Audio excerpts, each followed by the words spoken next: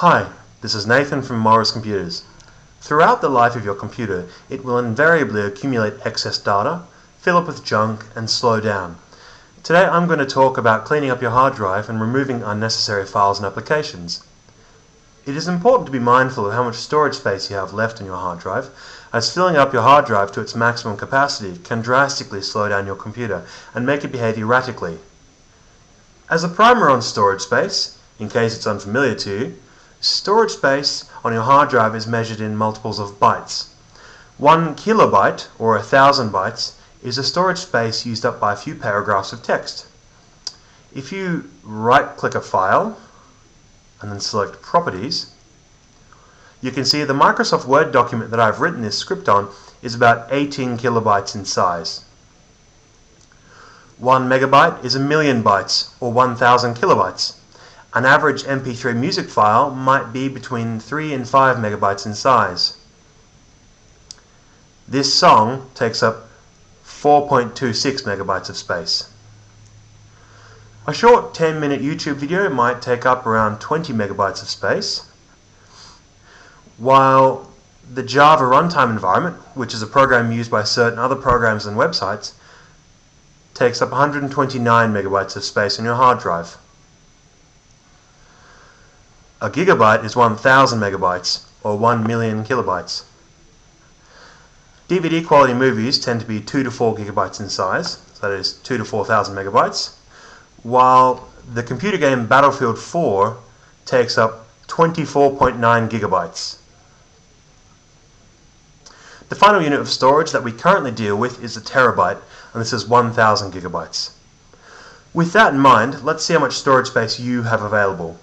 So, to check your available storage space, first open My Computer.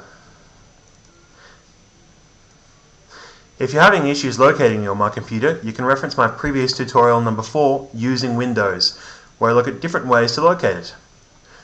Once you've opened My Computer, have a look for your local disk under the hard disk drive headings. You can see C:, referred to as C drive, is generally your main hard drive and will by default have most of your applications and data saved on it. If the size and available space of your C drive is not immediately visible, right-click the icon and choose Properties on the context menu. In the Properties page under the General tab, you'll be given a pie chart breakdown with your total capacity, free and used space. I have 111 gigabytes of storage on my hard drive with 24.8 gigabytes left. You can also check the volume and available space of any attached USB memory sticks or external hard drives. Look under Devices with Removable Storage.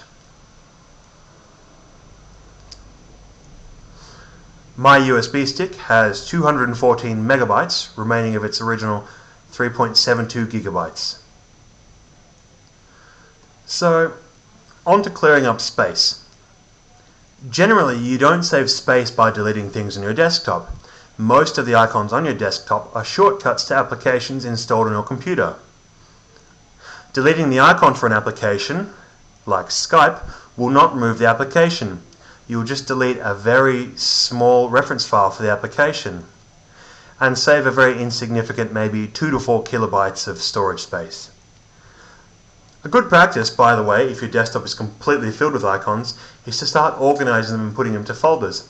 A large number of icons on the desktop will cause the computer to slow down, just due to the amount of data it needs to represent when it shows the desktop.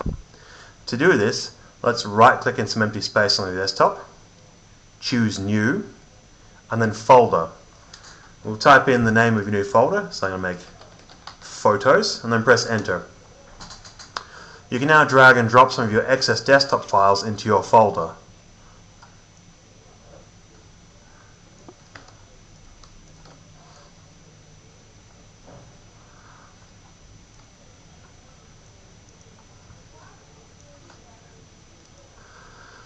So, back to saving space. If you'd like to remove an application to clear up some space, open your Start menu, and then Control Panel, and then look for Programs and Features in the list. In this list you can find your application. So we'll locate Skype by pushing S. Okay. We can see how much space it takes up. Skype is 25.1 megabytes. So if the application is particularly small, then there's really often no space advantage to uninstalling it. Also, avoid uninstalling any application that you yourself didn't specifically install in the first place. A lot of Windows components are installed here, and they're necessary to the functioning of Windows. If you remove those, other applications might stop working. If you would like additional information on uninstalling applications, again, have a look at my 4th tutorial on navigating Windows.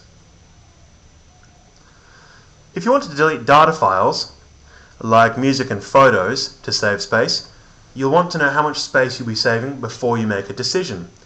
As shown earlier, you can right-click a file, choose Properties, and see how much space it takes.